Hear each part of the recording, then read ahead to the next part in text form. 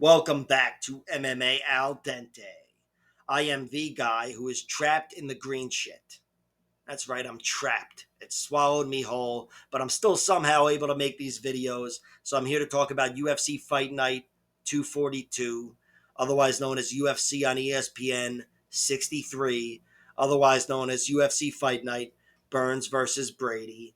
And yeah, I'm rolling my fucking eyes. I don't know why every event needs three titles. Okay, I'm going to start at the bottom here with Nathan Fletcher versus Zigomontis Ramaska.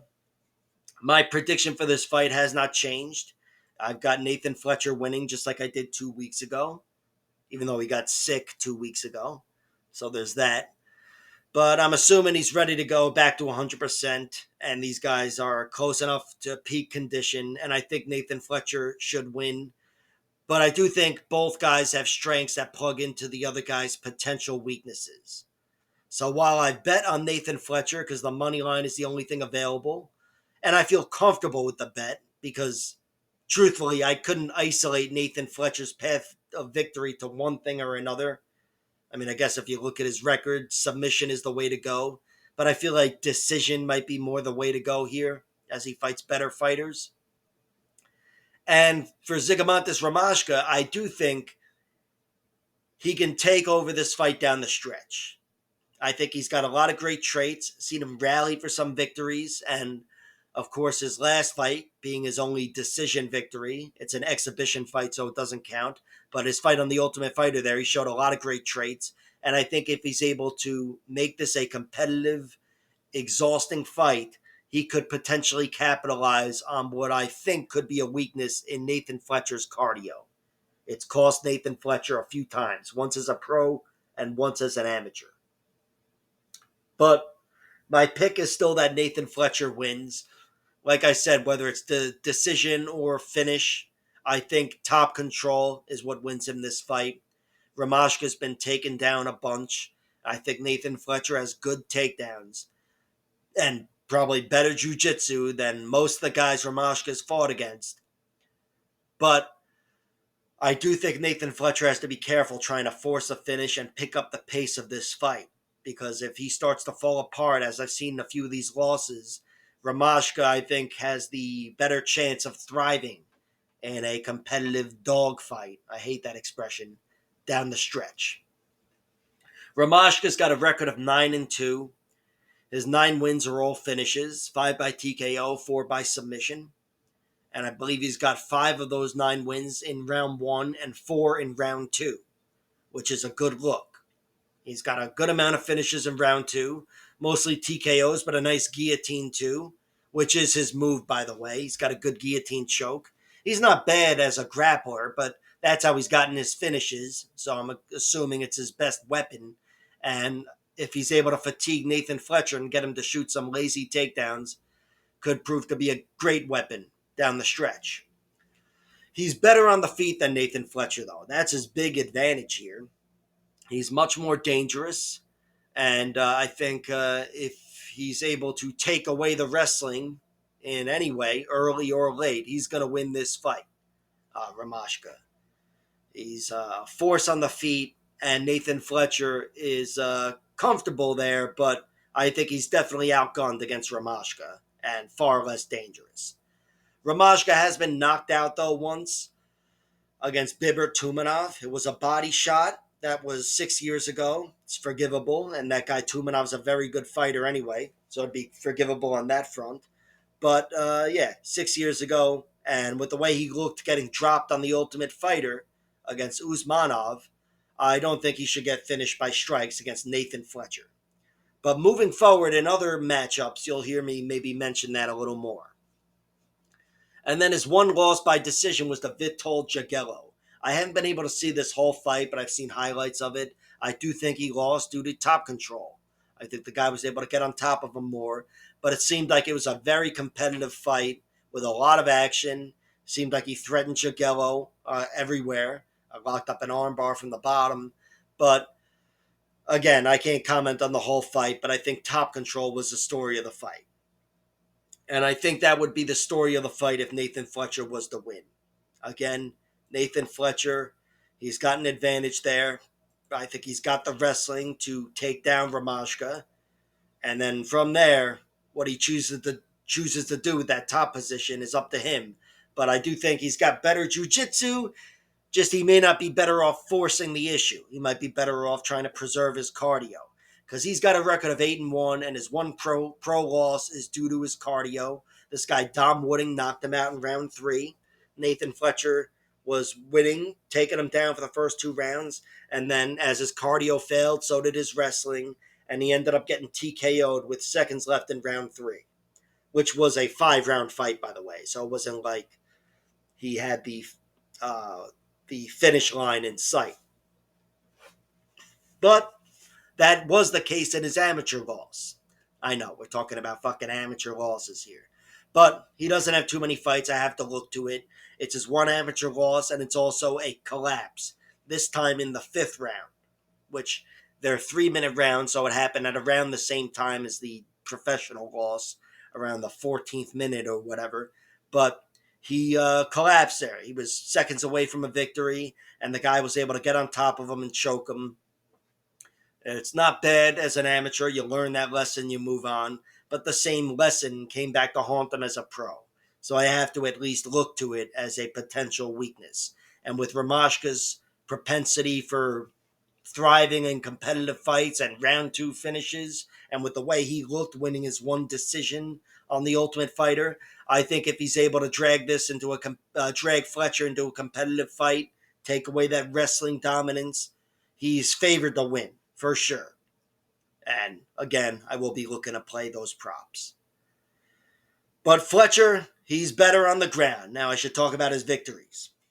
He's got a lot of wins via rear naked choke. That's generally how he gets things done. And even one TKO, which I think came from the top as well in round 1. He also has an arm triangle to begin his career and a triangle choke in his last win. I should mention that. Oh, I think that was set up from the top. So, or no, maybe he was on top and then he rolled over and set it up quickly or whatever. But my point is he wants to be on top and he's a force on top. Probably better than a lot of guys, if not all the guys Ramashka's fought. And I think he's got the wrestling to get on top of him. So there's a chance Fletcher goes through him and gets a finish because I think he's better there. But if he's wrong, I think the chances go up of Ramaska getting a finish down the stretch. So what I'm thinking is Fletcher's going to slow this fight down. He's seen the dog in Zigomontis, and he's going to try not to make this such a dog fight. And I think we're going to see Fletcher geared more towards winning a slower decision.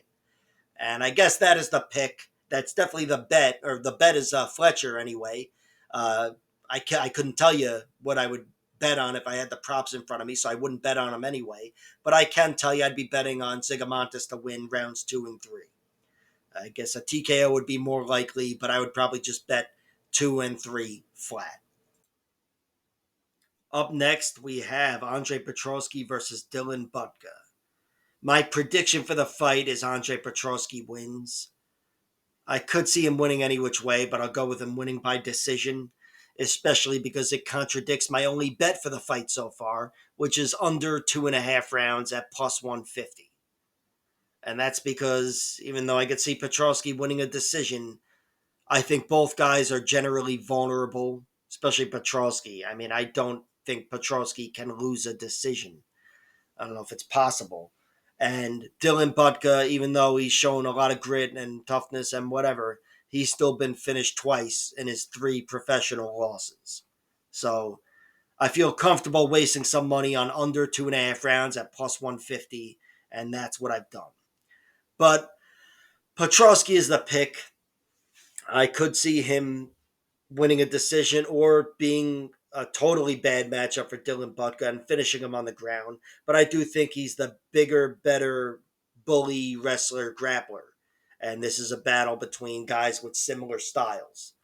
So Petroski's the pick because I've seen him grind and gear himself towards winning decisions in his last few wins at the UFC level. I know he's made a point of patching up his cardio since he first got into the UFC. And since new weaknesses have hit the surface, him being TKO'd twice and once to an invisible shot, I still think Dylan Budka isn't likely to He's not Michel Pereira or Cesar Almeida. Dylan Bucka's more of a grappler, and I think Petroski will be fighting somebody that could be considered a more favorable matchup here. So that's the basis for the pick. But the basis for the bet is the losses. Petroski's lost 3 times. I may as well address that. He's been TKO'd in all 3 losses.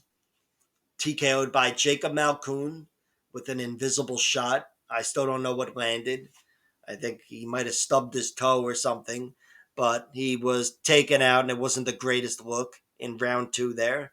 He was TKO'd by Michel Pereira, who is still climbing and an incredible contender. Not a lot of shame there, but he did get him out of there in a minute. And he lost due to cardio, really, but was TKO'd by Aaron Jeffrey back in 2020. And that was a fight where he was grinding and couldn't keep up the grind and was taken out in the clinch. Kind of like how Cesar Almeida defeated Dylan Budka, only those were with elbows. But a similar type of collapse there. And I have to mention, he lost by a ninja choke to Brian Battle on The Ultimate Fighter in round 2. It was a similar type of grindy fight where he could no longer grind and was roughed up and tight and ninja choked. So cardio was his big issue coming into the UFC, and then he made a point of winning some round 3, getting some finishes in round 3, and said he wanted to patch up that cardio. Looks like he did, and now recently he's been taken out twice by TKO, one of which was to such a weird strike that it just makes him look like a very vulnerable fighter. And even though Petroski's got probably better power than Dylan Butka's got good power. He's another big, strong wrestler and whatever, but he's got some good punches in him. And I think if anything starts to go wrong for Petroski, he's susceptible to getting TKO'd in this one, like he is in others. And Dylan Butka, he's got 3 losses as well, one of which came by TKO to Cesar Almeida in his last fight. He was grinding on the kickboxer and was not able to keep up the grind. And halfway through the fight, while trying to take him down and really hanging on him against the cage, he was hit with some Travis Brown elbows in tight and TKO'd. He was hurt and put away. Was a cardio issue, really, although I don't know. I think he took that fight on short notice. But also, yeah, he fell apart there in the middle of that fight. He also lost definitely due to cardio in his first fight as a pro, which was this guy, David Gladfelter. He collapsed and got rear naked choked in round 3 in a fight he was winning. It was a very bad look, but it's good that he could learn a lesson from it and whatever, I'm sure, getting that loss out of the way early. But it still only happened 2.5 years ago. So I can't say he's completely out of the woods, and it's something I have to look to. But his other loss was a good look against Azmat Bakoyev, a good fighter who beat him for the LFA championship. That was last year, really a year ago, 15 months ago. And he lost a split decision there in a very close fight where he showed a lot of great traits. He was taken down, but he didn't let the guy advance on him too badly. He dropped the guy a few times and gave a good effort down the stretch into round 5 even. So it was a great performance from him, but he did lose a tight decision. And I have to mention, he definitely took the fight on short notice against Chad Hankum on the Contender Series, and he won with a gritty performance there in a 3-round decision. So it's not like cardio is some gaping hole in his game or some major issue, but it's cost him a few times, and it's something you got to look to. He has been finished every which way as well. I do think Petroski should win by being the bigger bully in there and ripping him to the mat and being on top of him. And I do think if he gets on top of Dylan Butka, it could spell trouble. Dylan Butka, he's been in trouble before. Again, he's been finished every which way. He was also put into a rear naked choke by somebody else. Looked like he had him. I don't know which fight that was, but another one where I've seen him give up that spot. And I do think Petroski is a beast on top with this grappling. He's got some great chokes, and if he's having his way with Budka, opportunities could start to open up, and a finish could present itself. And on the flip side, no matter how Budka wins against Petroski, I wouldn't envision it being a finish. And I think it'd probably be more likely to happen down the stretch as opposed to early. But, if he lands the right shot early, as we've seen, that could be enough to get Petroski out of there, especially if it's one of those invisible shots where you don't know what the fuck happened. So I wasted some money on the under at 2.5 rounds, plus 150. But my pick is Petroski wins, and I'll go with him winning by decision. Up next, we have Jacqueline Amorim taking on Vanessa Demopoulos. My prediction for this fight is Jacqueline Amorim wins, and I've got her winning by round one submission. And I might look to bet on that. I have bet on the under, which is set at 2.5 rounds at plus 170. But I'm also going to look when the props drop to bet on Vanessa Demopoulos winning by decision. And yes, that covers bullshit decisions, which we've seen a good amount of that with Vanessa Demopoulos. But I also think even if it's not bullshit, her only real path to victory over Jacqueline Amorim is decision.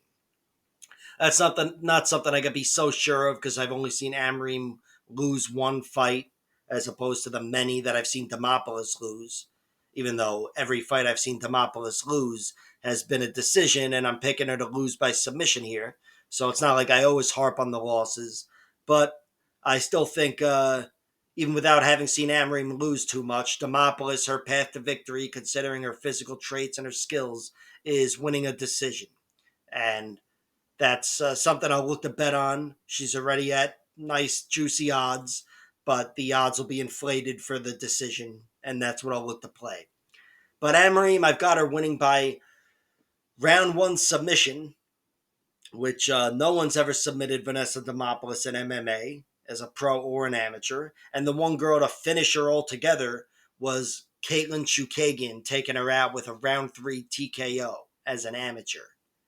So needless to say, she's a very tough girl, Demopoulos, and in most matchups, I wouldn't even be considering her losing by finish. In fact, you'd hear me talk about it or dismiss it right away as an impossibility. Okay, we know she's not going to get finished, and I'll be harping on how you should play her opponent to win by decision and get some extra points on your value there.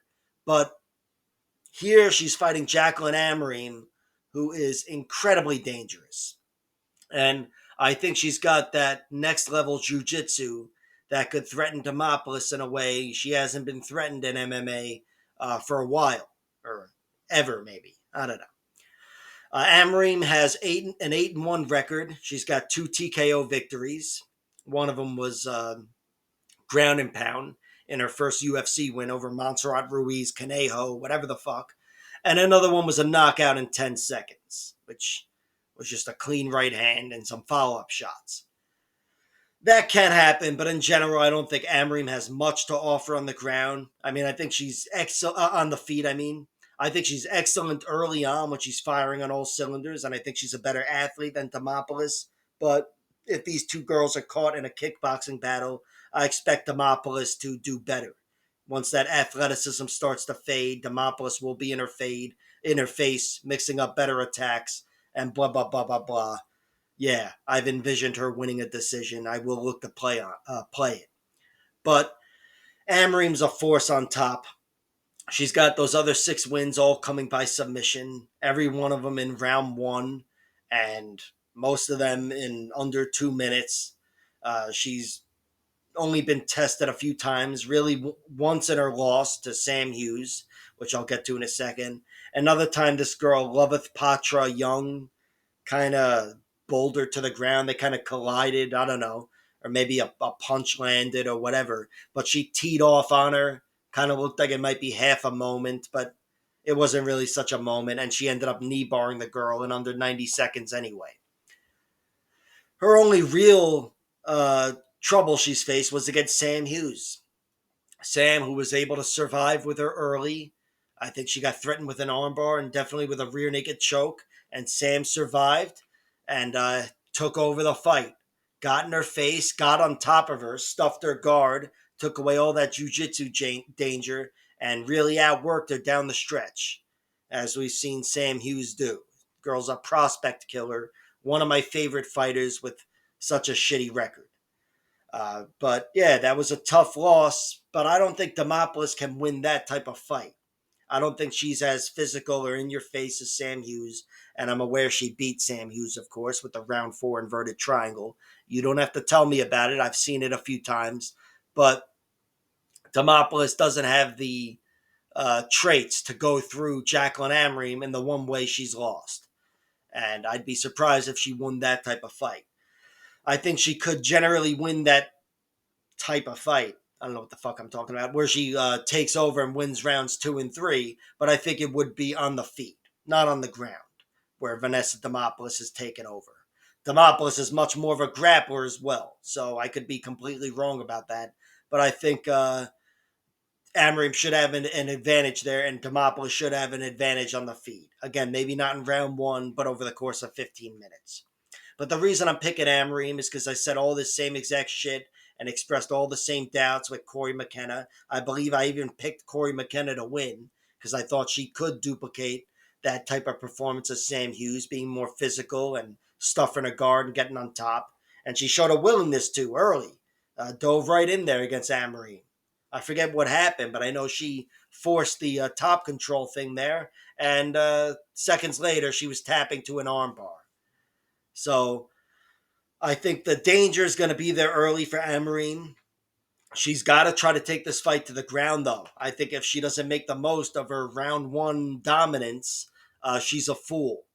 She may not gas herself out if she doesn't put her foot on the gas early, but I also think she loses her chances of winning altogether, and certainly of winning with a finish.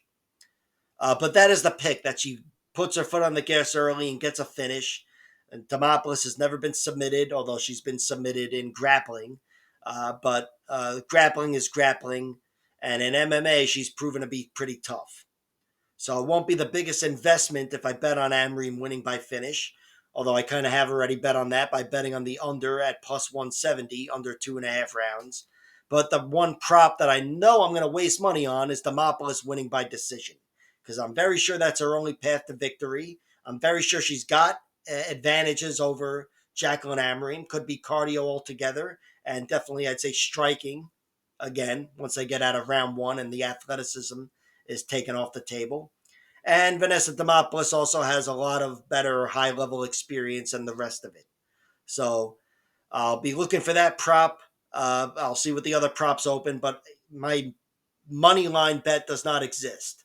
Jacqueline Amorim at 3-1 money line after seeing her crash against Sam Hughes.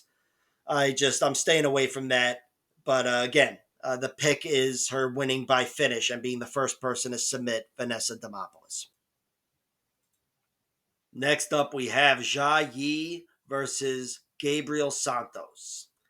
My prediction for this fight is Gabriel Santos wins by decision. And I doubt even once the props drop that I'll bet on that. I think I'm just going to stay away from this one altogether. Gabriel Santos, I still think he's got an incredible upside, but he was defeated in his only 2 UFC fights, and he is coming off of a brutal knockout loss. Of course, that was over a year ago, and he and his opponent here, Jia Yi, are both 27 years old. So I'm thinking Santos is recovered, and he's ready to show us all that upside again. But he was knocked out against David Onama, and he was knocked around against this guy Marcio Barbosa, I think, 3 or 4 fights ago in the LFA. So it's definitely a bit of a concern for Gabriel Santos. But again, the upside outweighs all of that. He showed the upside in both of his losses. In the Onama fight, I thought he looked really good there until he got knocked out. And against Lerone Murphy, no shame in losing to that guy in your UFC debut under any circumstances in any way. But that was a really, really close fight. You could certainly argue that Gabriel Santos got the better of Lerone Murphy. And really, based on that fight alone, not to mention all of his other 10 victories, but I do think he should beat Jia Yi. He showed a lot of promise, and despite being 0-2 in the UFC, I'm trusting him to deliver on that promise and finally secure a UFC victory. But Jia Yi has twice the experience over that. He's a very good grappler himself. He's been submitted once, which I'll get to, but a lot of submission victories for him. And he also seems to be a very tough guy who's got good 15-minute cardio. And again, with twice the experience, it could prove to be a bad night for Gabriel Santos. So that's why I'll stay away from betting on Santos. Jia Yi, he's got a record of 25-4.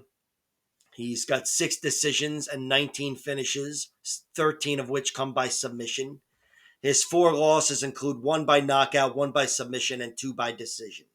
He was knocked out with a body kick in 2021 to this solid Asian fighter, Karamwali Maimai Titiuheti, I believe. And I wasn't able to see that fight, but 11 seconds into round 2, a body shot took him out, a body kick. So I got to imagine that.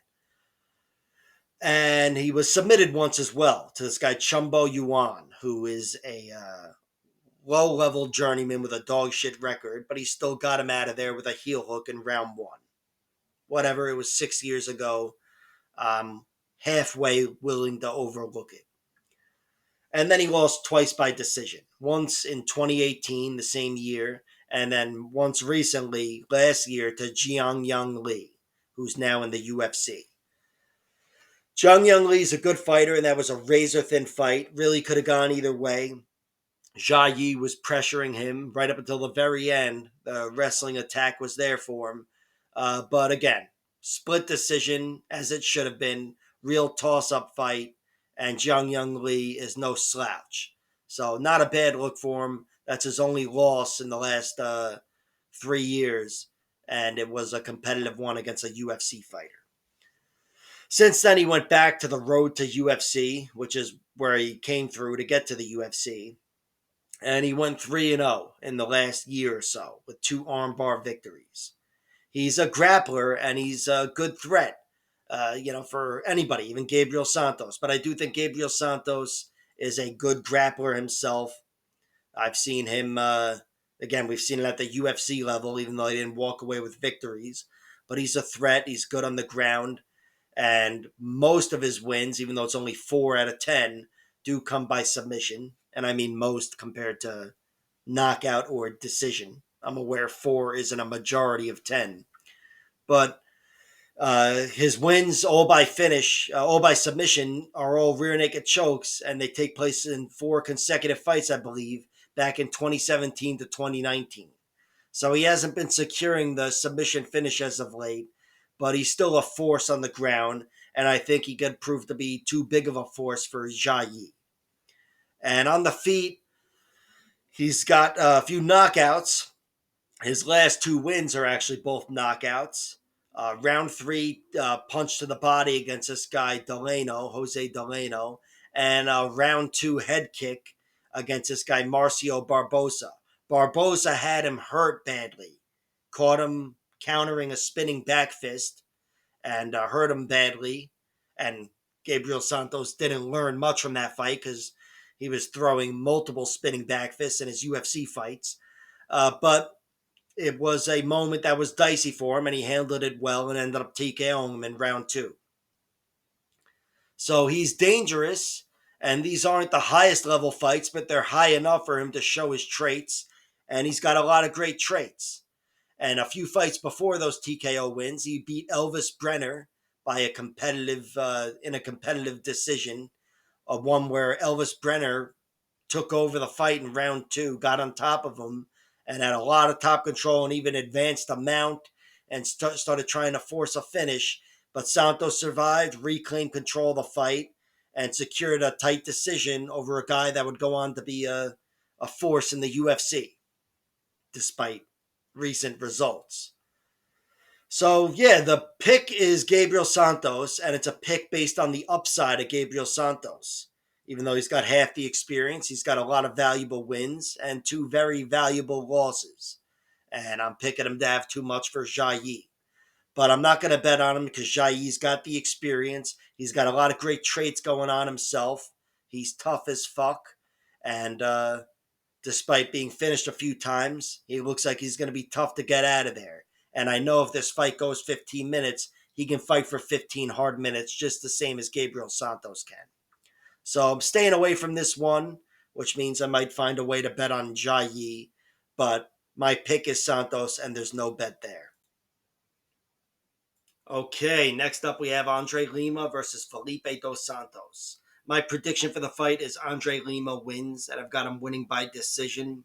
The odds have gotten a little wider in the last few days, but he is minus 185, and I still think there's value there. He is my pick to win. But Felipe dos Santos, his biggest weakness is his takedown defense, even though that wasn't really the case in his one loss, ironically, against Manel Kape. But I'd say that's his biggest weakness here in the UFC as a relative newcomer. And I don't think that's at such a big threat here against Andre Lima, who's much more of a striker. But I still think Lima should win because he's a really solid striker.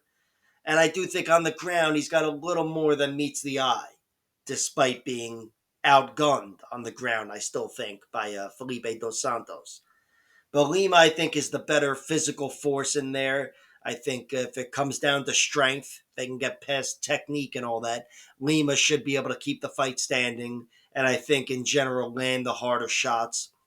He's a really good striker and a lot less wild. Felipe dos Santos is a more wild striker, and he could give trouble to Andre Lima on the feet just because he's so wild and dangerous. But I think Lima should win a kickboxing battle between the two guys. Lima, he's now 2-0 in the UFC. Got a solid victory over Mitch Raposo, which should not be a split decision. That was fucking awful. But before that, of course, he got a win due to biting from Igor da Silva. Igor Severino, who has not fought since, bit him in the middle of a very competitive fight. Really, he could have been down a round, Andre Lima there. He could have been down one round, but he was frustrating him enough where he forced a bite and ended up getting a victory that way. He's much more of a striker, obviously, Muay Thai guy. So he's got 5 TKO wins and not one submission, although he's got a few submission wins as an amateur, where again he's shown more than meets the eye. The amateur scene is where he also suffered his one MMA loss to this really good fighter, Marcos Degli, who had a really good battle with Lima's opponent here, Felipe dos Santos. But the guy Degli, he's a solid fighter, and he was able to win largely on the ground against Andre Lima. But Lima still showed grappling there, and he showed he could take it against a guy, especially in Marcus Degli, who would turn into a solid professional fighter. This guy could be in the UFC right now. He's good, despite a rocky start to his career. And part of that rocky start was a third round triangle choke loss to Felipe dos Santos. May as well talk about him now. He's got the same amount of pro fights, 9 fights, 8-1 record. And one of those wins is a third round triangle choke over Marcos Degli. Marcos Degli, again, went on a killer streak after that fight. I think that's his last loss or one of them. But it was a battle between these two guys. Each guy almost had the other one finished. Each guy locked up a triangle choke on the other. And then in the end, in the third round, he caught Degli, Felipe, with a triangle 30 seconds into the round. I haven't seen it. I've seen the fight, but not the finish somehow. So, whatever. But that's one of his best wins, and he's got a lot of solid victories in his 8 victories. A few in the LFA, or actually just one in the LFA against Hugo Paiva before getting to the UFC. That was one where he was hurt badly with a body shot, as close as he's come to getting finished. And he was able to survive, show his toughness and his tenacity, and win that fight by decision. His one loss comes to Manel Kape in his UFC debut. Manel Kape is still kind of knocking on the door of a title fight. I don't know if that Makayev fight even means anything. But no shame in losing that fight. And I think he took it on very short notice as well. So, and he gave Kape a hell of a fight. But after that, he had a fight against Victor Altamirano, one where he won by split decision. much to my dismay, because I bet on Altamirano to win by decision at plus 400, I believe, or even greater than that. But it was another fight where he showed his weakness, made the fight close, his takedown defense or lack thereof. He's takedownable and pressurable, Felipe Dos Santos. He's not the strongest physical guy, one of those taller, skinnier guys. And he was ripped to the mat multiple times by Victor Altamirano.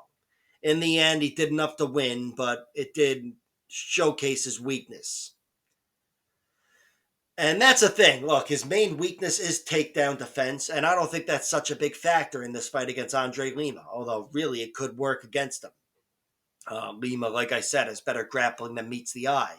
But still, on the ground, he doesn't want to be there against Felipe. Felipe's the bigger force on the ground, better submission artist, much more comfortable from his back. And I think he's going to be threatening, the one doing the threatening on the ground. But on the feet, I think he's at a technical disadvantage. He can be wild and create big moments, but Andre Lima is such a seasoned striker. He's probably seen it all, and I think he's just got more to offer. Every strike he throws is sharper, and I think he'd definitely be winning the points battle. Felipe's never been finished. His one loss is the cop, so I would have to assume he can stand up to Andre Lima, and even if he does get his ass kicked, he'd make it to the final bell and lose a decision. But yeah, that is the pick. He's a guy that, in addition to being taken down, he can be pressured. Fought against this guy Montoro, who he beat by split decision, and the guy had a lot of good pressure. That's what made it such a tight fight. And I think Felipe Dos Santos needs big moments to threaten you with power, but he doesn't have that general stopping power. And I think Andre Lima is going to be able to move forward once he gets by the athleticism and the wild shit of Felipe Dos Santos. So I've got Lima keeping this fight standing, being the sharper striker and the more consistent striker, and outpointing Felipe Dos Santos and frustrating him. But Felipe has a lot of grit, a lot of great traits. He's gotten finishes down the stretch, like I said, with that Marcos Degli win in round 3. And I think he can never relax Andre Lima, because even though he's more well-rounded than blah, blah, blah, and whatever, Felipe Dos Santos is better on the ground, and that can always present a danger. So Lima is the pick. I have bet on him, and I'll see if anything jumps out with the props. But in general, I'm comfortable with my bet on Lima, and I'm sitting back for the rest of this. Next up, we have Brendan Marotte taking on Isaac Dulgarian. I know you can't see me, but I think you know what I'm doing with my hands. I'm picking this guy, but I'm betting on this guy. Isaac Dulgarian is 1,000,000 to 1 favorite, and he should be closer to maybe like 8 to 1. I don't know. But look, I've bet on Brendan Marotte, and I doubt I'll bet on anything for Isaac Dulgarian, even though he's my pick. He's such a big favorite. Even if you tried to shave it down by making it round 1 and round 1 TKO, it's still not going to be anything close to plus money. Even though I think I said the same exact shit about Kong Wang or Wang Tong, whatever her name was, and her knockout flat line against Victoria Leonardo ended up being plus money. So I did bet on that. But here, I don't think I'll be betting on Dulgarian, and I've already bet on Marotte, and I'll waste some more money on Marotte's props. But look, Dulgarian's the pick because sometimes you just have to trust the victories and instead of looking to the one defeat. When he wins, he's dominant. Every victory of his looks the same. He might land a big shot, but then he rips you to the mat, advances on you, and either pounds you out from the full or back mount or strangles you. And he showed he could do so against Francis Marshall. Took him a little longer, but he still got a round 1 finish. Really forced the finish with in the final 20 seconds. And of course, Marshall just got a big victory on short notice in the last event, I think. So he's riding high again. But yeah, Dulgarian, he's a monster. His one loss, I have to mention, it's to Christian Rodriguez. Christian Rodriguez, one of the best round 3 fighters out there, was able to survive underneath the bigger monster, Isaac Dulgarian. Isaac kicked the shit out of him early and then slowed down. Christian started battling his way back into round 2 and then dominated in round 3. It was a total collapse due to cardio for Dulgarian, but he didn't get finished. So it's not like he was gasping for air. He took his ass kicking and showed he could be the nail. And also, he probably thought he was going to win a decision. I don't know what his scorecards were in his head, but what the scorecard was in his head. But regardless of what he was thinking, once the dust settled and he was left with a loss, you have to look to his cardio as the reason for that loss. And I'm sure he's tried to patch things up, but with the long odds for Brendan Marotte, I'll be throwing sprinkles against the cardio of Dulgarian. But again, his wins are all destructions, and that's my prediction. Even though Brendan Marotte has only been destroyed really once, and it was TKO from Terrence McKinney, and I don't think Dulgarian's going to win like that.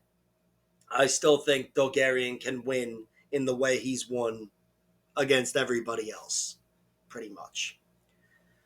Brendan Marotte, he's got a record of 8-2. He was destroyed by Terrence McKinney in his UFC debut, and that's the only time he's been finished by strikes. Even though this guy Dan Dubuque, who's a journeyman, but a tough journeyman, had him almost out of there. And he ended up winning that fight by split decision after battling back. But that's his only TKO loss. His only other loss comes by decision to Adley Edwards, who got on top of him. That was pretty much the story of that loss. And that's it as a pro. And he's got a few amateur losses. One of them's by rear naked choke, but whatever. He's looked pretty tough in every fight but his last one. And he's definitely a well-rounded guy, well-rounded enough. A lot of TKO wins, but most of his finishes come on the ground. And he has one submission as well. It's actually in his last win, for what that's worth, over Lionel Young, rear naked choke. But here, I think he's just really outgunned. I think he's outgunned against Isaac Dulgarian. I don't think he's going to be able to stop the storm that's coming. I think he's going to get taken down. And maybe he can survive and drag Isaac into deep waters. I'd like to see that, really, just to learn more about Isaac, even if it's an Isaac victory. But I also think that's his only path to victory. Dragging Isaac into deep waters, maybe taking away that wrestling, if he's able to do so, like Christian Rodriguez did, and forcing him into a dogfight where maybe if that cardio is a weakness and he hasn't patched it up, Brendan Marotte could exploit something down the stretch, get on top of him, and get a victory. It's a long shot, but it's the only thing worth betting on. But here I've got to go with Isaac Dulgarian. Again, he looked incredible in the first half of his one defeat, 10-8 rounds and the rest of it. And you could certainly argue that he should have won the fight altogether anyway. But in every victory of his, every other fight of his, he's looked like a perfect fighter. And I'm going back to that and thinking he's going to get a win like that. As somebody who's kind of rooting for him, I hope it doesn't look exactly like that, because we're not going to learn much about him. I want to see him grow. I want to see him get a finish later, even if it's in a dominant fight. But hopefully we get to learn more about both guys, but especially Isaac here, because to be frank, I think he's got more of a future than Brendan Marotte. But I'm aware that Brendan Marotte looked especially awful against Terrence McKinney, and there's not a lot of other fighters who could make him look that way. So I'll root for Brendan because that's where the money is, but I expect Isaac to win, and I hope he shows more in victory here. Next up, we have Ryan Spann versus Ovince St. Preux. My prediction for the fight is Ovince St. Preux wins via knockout. And I'm not so confident in him because he's 50 years old and the rest of it. But he's a gigantic underdog, so I've certainly bet on him. I'm definitely confident enough to bet on him, and I'll wait for the props to bet on knockout as well. Both guys have been finished every which way, and also lost via decision as well, plenty of times. But I do think this one should end via knockout, really regardless of who wins. Ovince St. Preux, he is 41 years old, 41 and a half, if you want to be a kid about it. And he has been knocked out a bunch lately, 3 times in the last 3 or 4 years. Jamal Hill, Tanner Bozer, and Felipe Lins. All good fighters and whatever, but still, 3 knockouts is 3 knockouts. The reason I'm picking him to win is because I think those guys had a speed advantage that I don't think Ryan Spann has. Or he might have the speed advantage. That's just because Ovince St. Preux is pretty slow. But they don't have the same speed advantage that the others have. And Ovince St. Preux is a savvy fighter, really tricky guy everywhere, on the feet and on the ground. But we're mostly talking about on the feet here. And I think he's still got that power, even though his last knockout himself was 4 years ago against Alonzo Menafield. But he's a big, strong guy, and I think he hits hard enough to capitalize on the weak chin of Ryan Spann. Ryan Spann, he's been knocked out a bunch as well. The last of which came against Bogdan Guskov in his last fight. And I just think Ryan Spann, even though he's bigger, probably stronger, more powerful, and theoretically in his prime at 33 years old, but I don't trust his chin. And I think if he gets caught hunting for knockouts against Ovince St. Preux, Ovince is more of a savvy survivor. And I think he's going to have some tricks up his sleeve and find a way to land that left hook when Ryan Spann least expects it. Ryan Spann is definitely the better submission artist, mainly with that guillotine choke. Although Ovince St. Preux has an incredible top game. That Von Flue choke was almost renamed the Von Preux choke because he's got 3 of them in the UFC. I think at least 3 of them. And it's definitely a major weapon of his. But I still think Ryan Spann should be winning that wrestling physicality battle anyway, where I have a hard time envisioning Ovince St. Preux getting on top of him like that. But Ryan Spann's guillotine will be a factor. Ovince St. Preux, even though he was clipped before getting guillotined by Ilir Latifi. Listen to me. I haven't said the guy's name in like 3 years. But Latifi did clip him. Still, though, he did get him out of there with a guillotine choke. And Ryan Spann has a much better guillotine. Even though Ilir Latifi is built like a refrigerator, and I'm sure it fucking sucks getting guillotined by him. But the other 2 submission losses for OSP are rear naked chokes to Nikita Krylov and to Glover Teixeira. Much more thorough grapplers, I'd say, than Ryan Spann. And Ryan Spann himself has been submitted a few times as well. But again, we're talking Nikita Krylov, who got him out of there with a triangle choke. Anthony Smith, who got him out of there with a rear naked. And way back when he lost to Robert Drysdale, who's an incredible jiu-jitsu guy. He got him out of there with a rear naked. So I don't think Ovince St. Preux should be submitting Ryan Spann. I think Ovince's primary path to victory is a knockout. I can't say it's his only path to victory because I do think he can, if he can slow the fight down, he can win that same type of tight decision he won against Kennedy and Nzechukwu in his last fight, which really fucking surprised me. But yeah, I see what everybody else sees. I see why Ryan Spann is such a big favorite. Ovince St. Preux, he doesn't look like the healthiest guy, and neither guy looks that healthy as a fighter, but the difference is Ovince is 10 years older, 8 years older or whatever, and he's got a lot more serious mileage on him.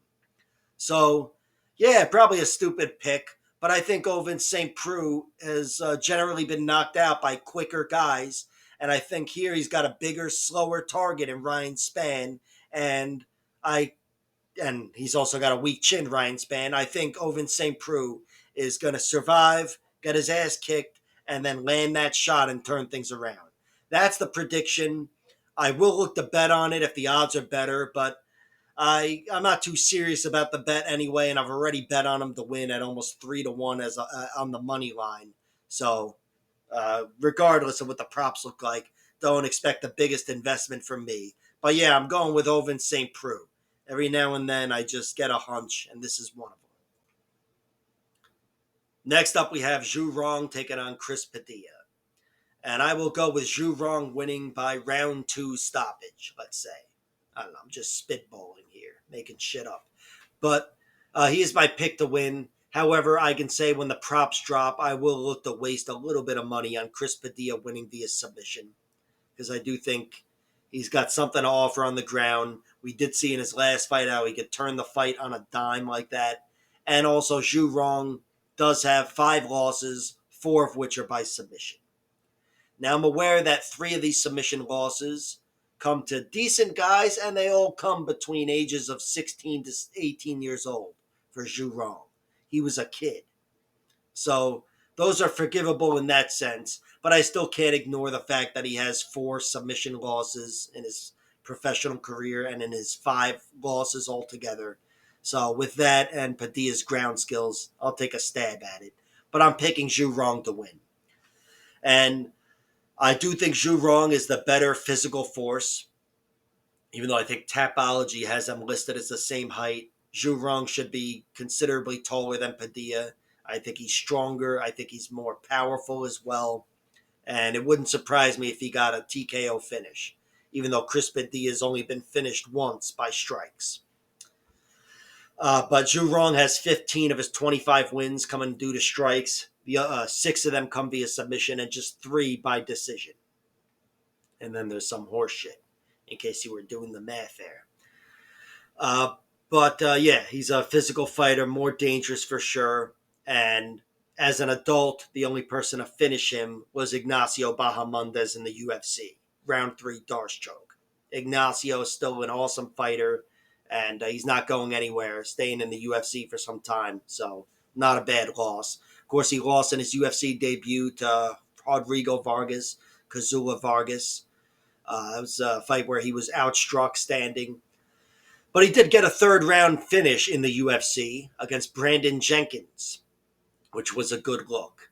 He, like a lot of fighters, has a lot of round 1 finishes, but he's got a good amount of round 3s and some finishes down the stretch as well. And that one, even though Brandon Jenkins isn't the best UFC fighter, he's still a guy who made it there, so it was a good look. Speaking of which, he got a round 3 rear naked choke in his last fight, which was on the road to UFC. After he got kicked out of the UFC, after the loss to Bahamondes, he took 1 fight in UAE Warriors, getting a 2nd-round finish, and then went back to the road to UFC, where he got 3 victories in the last year and earned his spot back in the Ultimate Fighting Championship. Chris Padilla, he's got a record of 14-6. He was TKO'd once, and it was a comeback. He hurt the guy early on, Jason Gonzalez.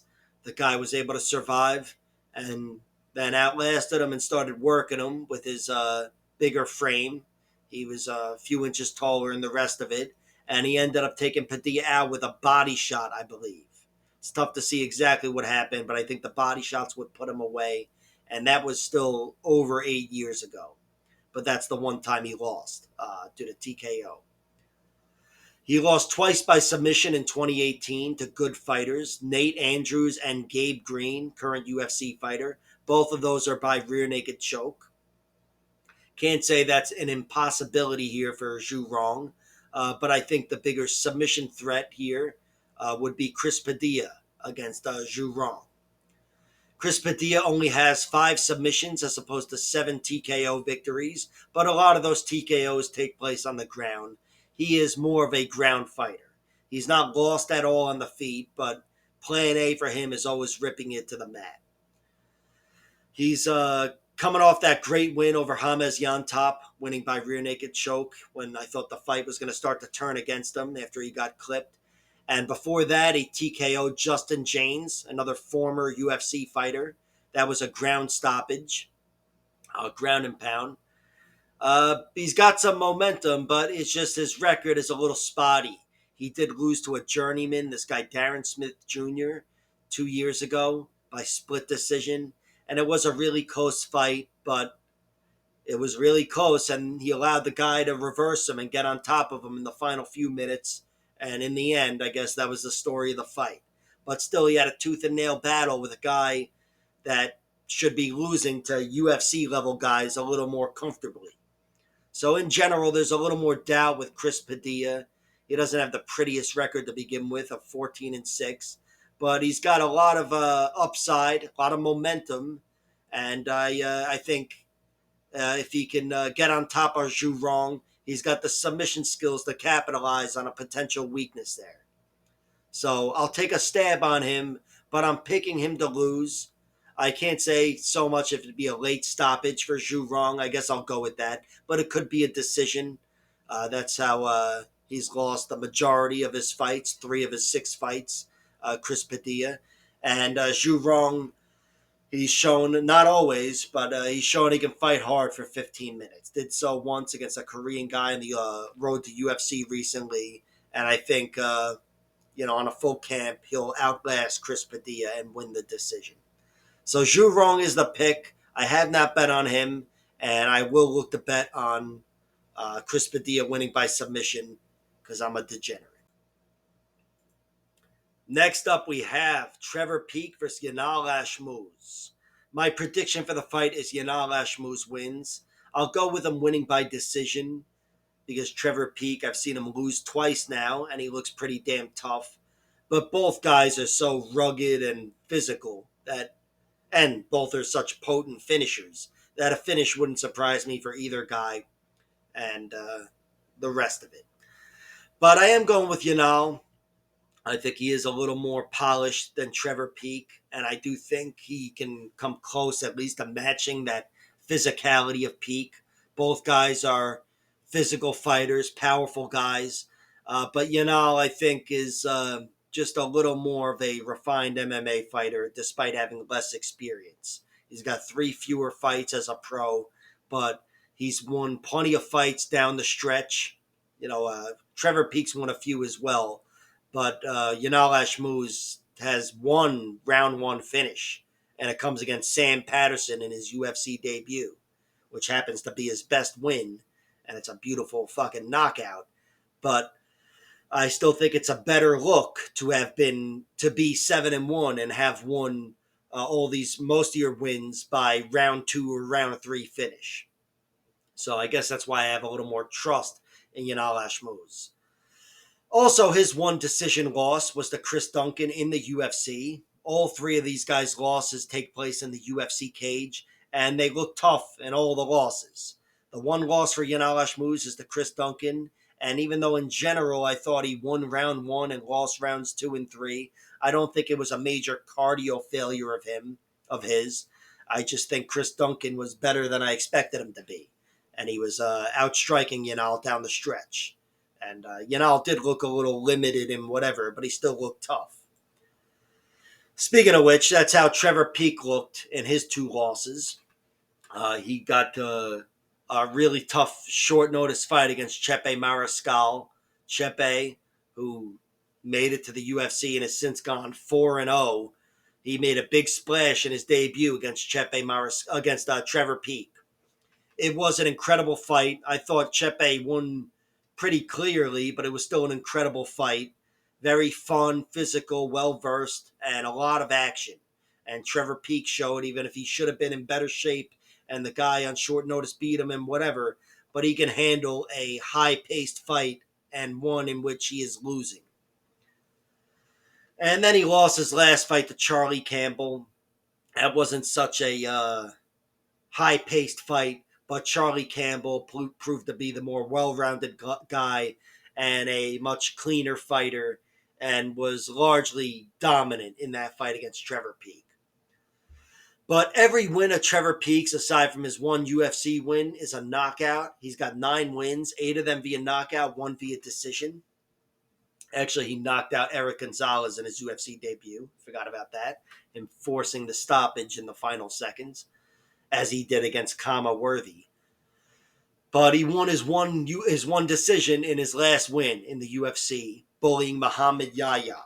It was a different Trevor Peek, and perhaps a good Trevor Peek, one that will carry him further in the sport, but perhaps it's one that'll hinder his success, because maybe he's better off being physical wild man Trevor Peek. And that's what he was before he got to the UFC. Again, 8 straight knockouts.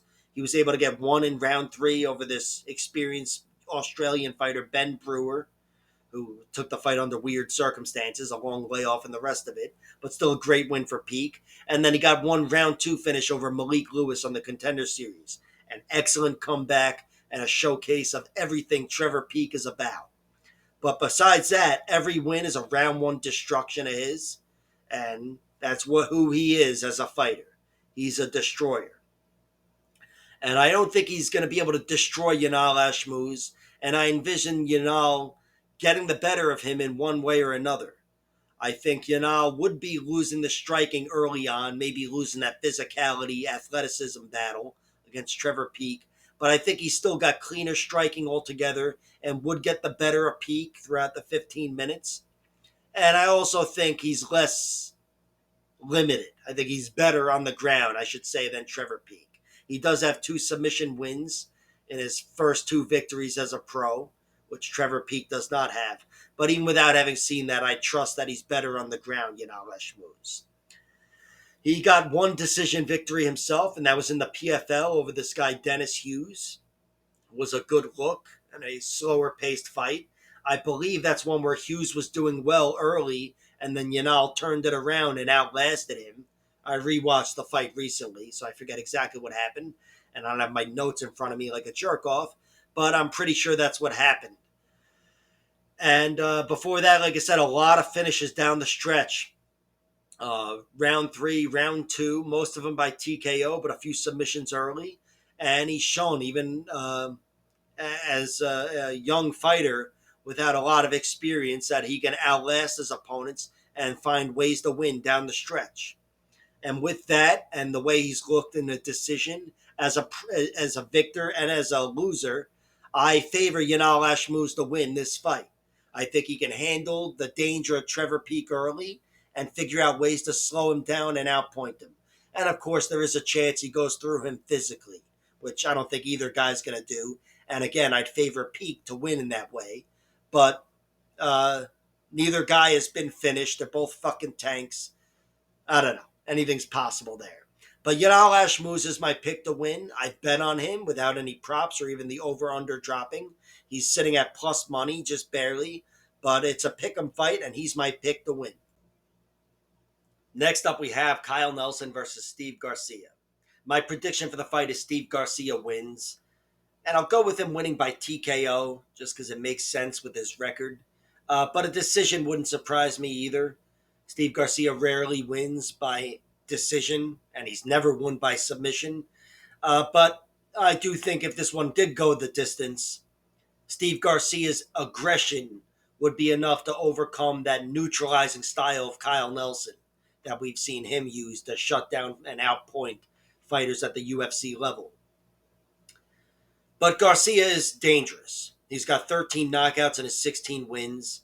He's on an incredible knockout streak right now. And I do think if he wins against Kyle Nelson, it should be knockout before decision or anything else. Nelson's only been knocked out twice, or TKO'd anyway. One of them was a more legitimate knockout against Billy Quarantillo. That was in round 3. You could attribute a lot of it due to exhaustion.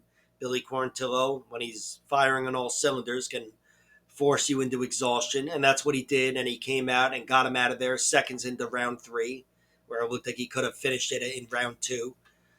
And the other loss for TKO for Kyle Nelson is to Carlos Diego Vejeda, who was a monster. He was closer to his prime at that point, and he got him out of there on the ground. It was a total jiu-jitsu loss, a ground and pound loss. So his chin's in pretty good standing, Kyle Nelson. But I still think Steve Garcia is that dangerous where if he's winning, it's more likely to be by knockout, no matter who you are. Garcia himself, he's got 5 losses. They each have the same record, 16-5. Only Kyle Nelson has that one draw. But their losses, Steve Garcia's got 5 losses, one of them by knockout. That was a few fights ago against Mahashate in the UFC. His aggression finally caught up to him. He was attacking Mahashate a little too aggressively, got clipped with a big counter right hand, and that's all it took to knock him out.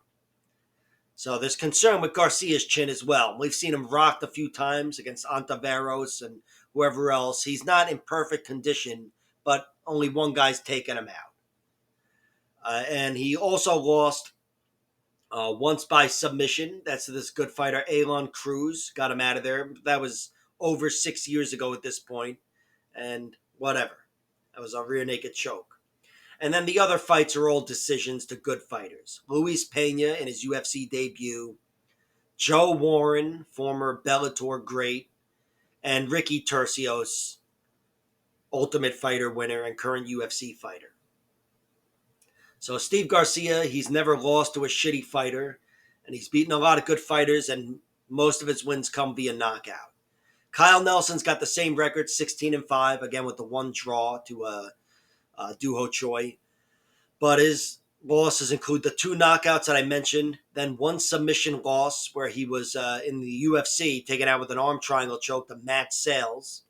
That was Matt Sales, maybe not the best overall fighter, but tricky enough to get him out of there with his grappling.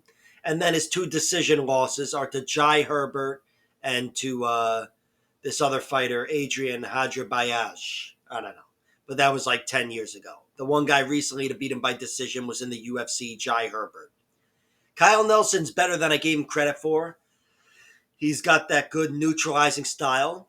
And I talk about him like he's boring, but he is coming off a beautiful knockout over Billy Quarantillo, which really, really surprised me. And I think he's a good matchup for Steve Garcia, especially if he's able to stand up to the dangerous Steve. I think he'll make this one an interesting battle. If this one goes the distance, I think it'll be close, and Kyle will be inching his way back into the fight. But I still favor Steve Garcia to win even a decision, because I think that neutralizing style of Kyle Nelson is not going to work as well with somebody as aggressive as Steve Garcia. He's just got his foot on the gas a little more than Fernando Padilla and Blake Builder, these guys that Nelson was able to neutralize at the UFC level. So I bet on Steve Garcia because the odds are tight enough, but I'll wait for the props and see what else jumps out to me. I think Kyle Nelson, if he was to win, it might be by decision. And Steve Garcia's got a chance to win by decision as well, but I'd favor him winning by knockout. I think they'll have the props right because the records are pretty distinct here, especially for Garcia. So I'm really, on the Garcia side, I'm really just going to play the money line and probably sit back. Next up, we have Jessica Andrade versus Natalia Silva.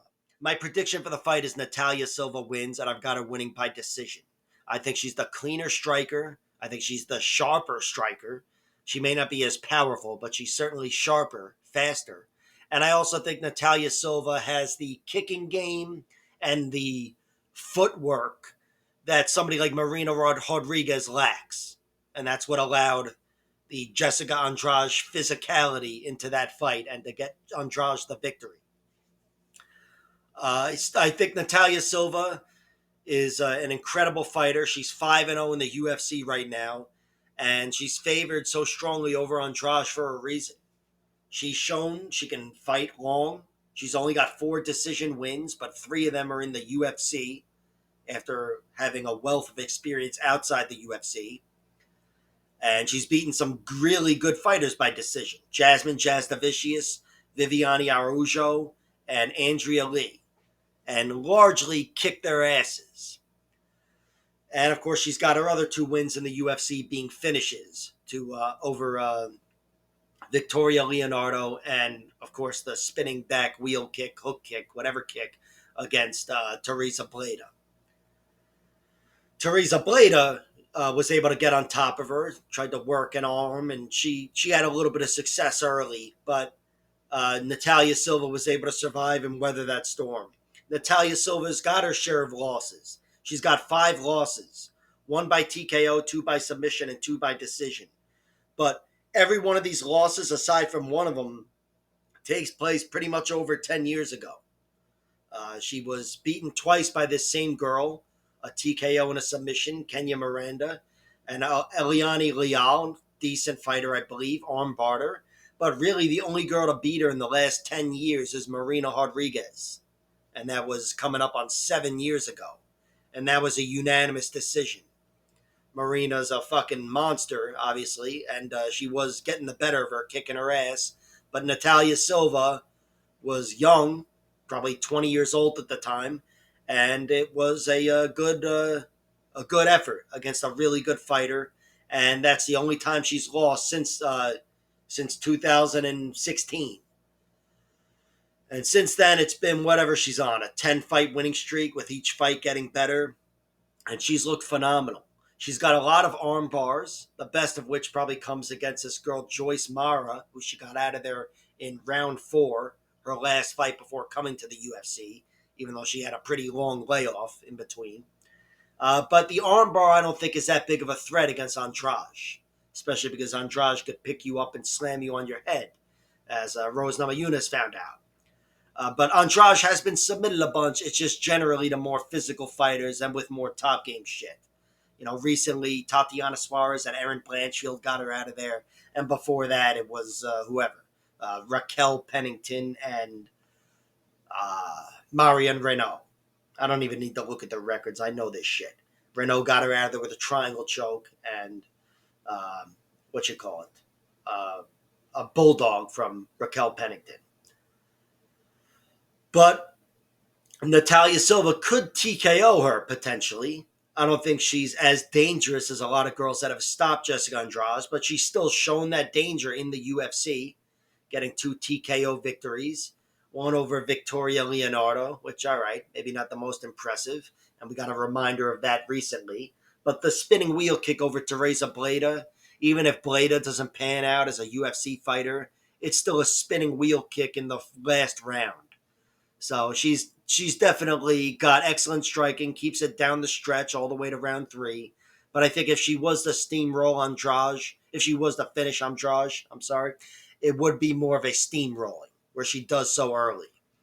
And I would think kicks or knees would be a part of that. But I am still picking her to win by decision. I don't think she's got that kind of stopping power that Weili Zhang has, or Yan Xiaonan, who's actually the last girl to knock out Jessica Andrade last year. But still, it's a possibility. It's tough to gauge Andrade.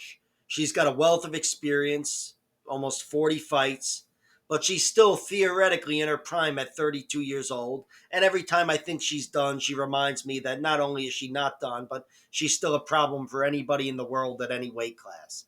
She's coming off of 2 solid victories over Mackenzie Dern, a knockout win, and over Marina Rodriguez at UFC 300. Those are 2 top-tier fighters. So Andrade, despite some recent losses, a good amount of them, she's right back at being a contender. And she gives me pause here. I haven't bet on the money line of Natalia Silva because I know Jessica Andrade is the more dangerous fighter everywhere. I'm sure she could rip anybody's head off with a guillotine choke. I know that she can knock anybody's head off with a punch. And in tight, she is strong and well-versed. And I think if she's able to get in tight and wrangle Natalia Silva, at the very least, she would control her with strength, combined with her jiu-jitsu and the rest of the skills. So, yeah, I will be looking to waste a little money on Jessica Andrade winning by decision. I consider that her primary path to victory. And she's a big enough underdog where I'm dying to see what the props look like. But the pick is no doubt Natalia Silva wins by decision. And I will look for that prop as well. I'll look for all the props. Because I haven't bet on her yet at 3-1 odds, the money line.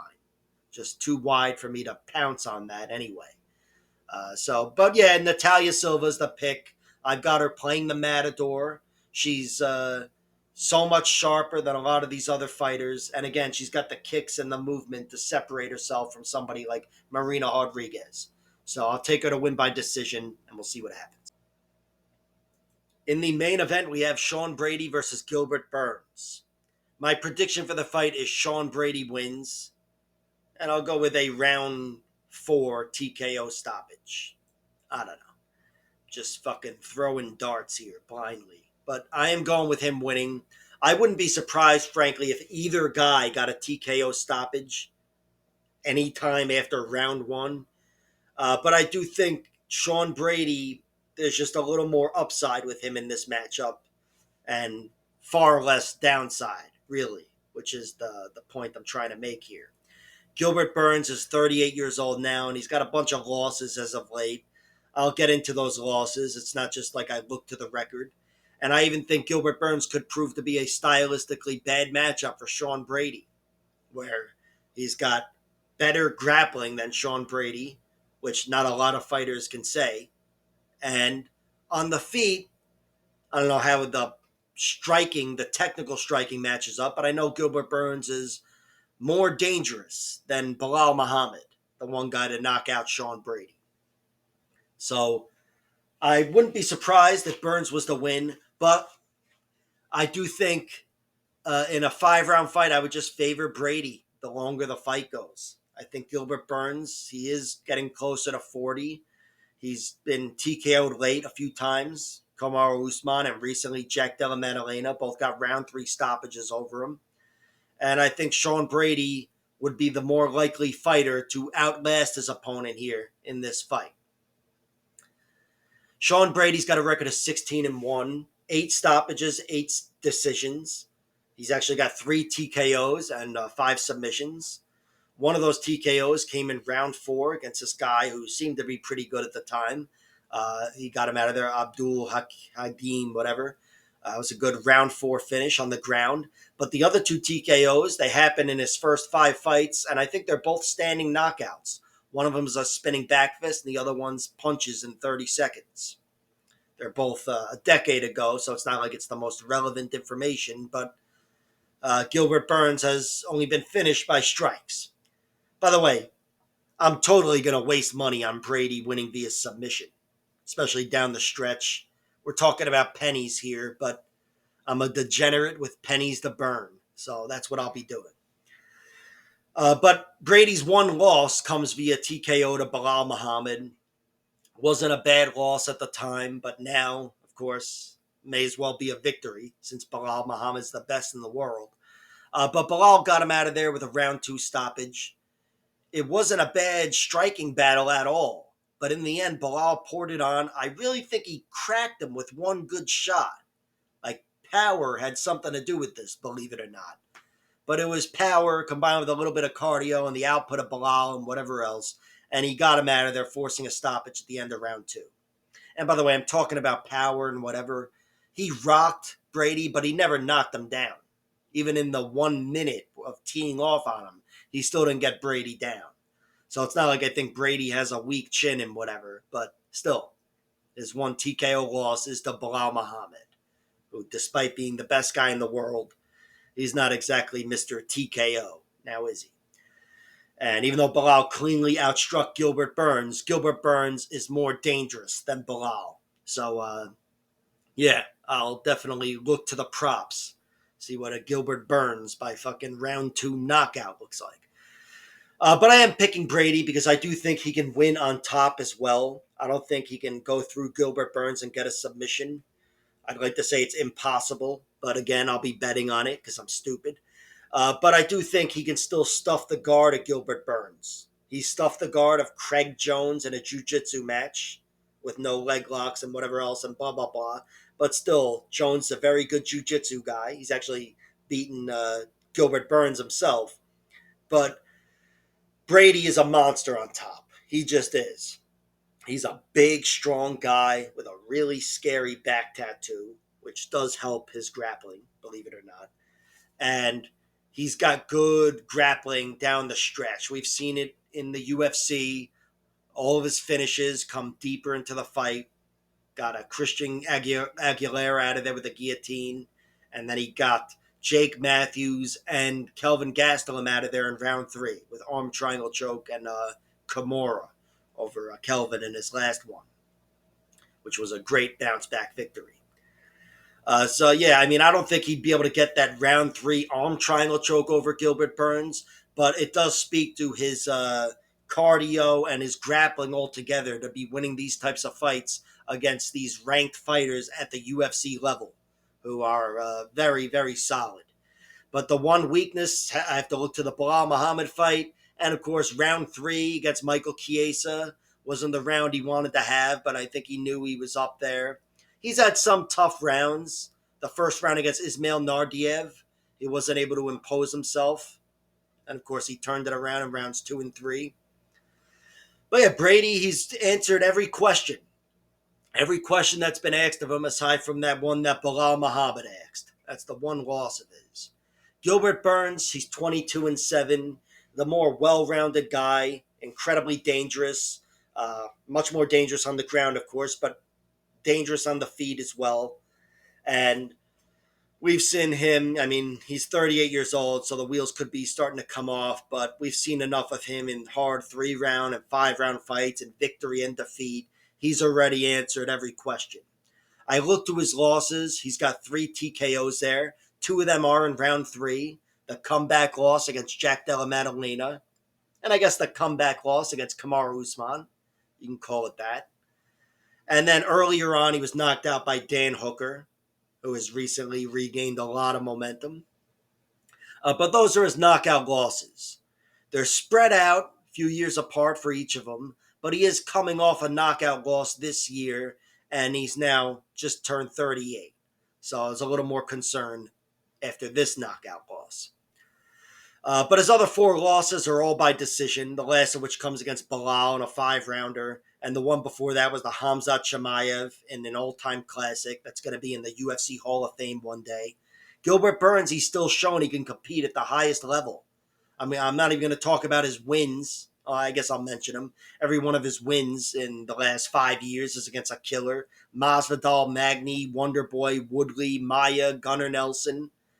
He's definitely still capable of beating a lot of great fighters, but I'm picking Brady because despite the excuses I can make for each loss, the losses are starting to pile up. And I do think if he's not able to get Brady out of there like Bilal Muhammad did, I envision Brady thriving in a 5 rounder. Uh, Unless he can't hit those takedowns. But I think Sean Brady could just prove to be a bad physical matchup for uh, Gilbert Burns because he's got the willingness to go to the ground with him and that wrestling physicality and all the rest of it to secure top control. And I think he's got the jiu-jitsu to stuff the guard of Burns. So I think he could win where Burns wants to fight. Not that he wants to be on his back, but I think Brady would be the bully there at least with the wrestling. And on the feet, well, I think Brady is vulnerable, and I'm looking to learn more about him in this fight. And while I do think Burns hits harder than Bilal Muhammad and has a better chance of landing that punch that could turn things around, I still think Burns is not nearly as clean of a striker as Bilal. He's not going to be getting off on him as consistently as Bilal did. I mean, Bilal got off on both guys pretty consistently. But I think Brady is much more in the points battle, the striking battle there, without any real power settling things. I think it's a much closer fight on the feet. And with the losses of Gilbert Burns and the way they've happened, I wouldn't be surprised if, especially in the second half of the fight when the 38-year-old's exhausted, if Brady was able to make something happen there and force a stoppage. Just, I have more doubts in Gilbert Burns at this point.